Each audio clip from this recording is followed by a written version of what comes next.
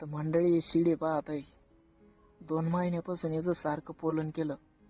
अहो कधी टायमावर भाकर सुद्धा भेटत नव्हती.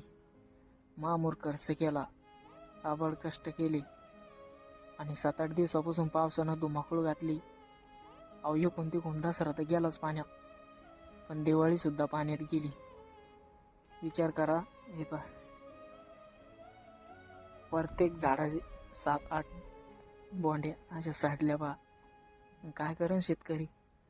अहो इथला खर्च केला, इथला मामूर खर्च करून कष्ट केले आणि ते सगळे पाण्यात गेले. नाही सहन करत हो शेतकरी इथले दुःख आणि इथले कष्ट. अवघडे का शेतकरी आत्महत्या करणार नाही. अहो इकून तिकून दसरा तर पाण्यातच गेला, पण दिवाळी सुद्धा पाण्यात गेली शेतकऱ्याची. अवघडे.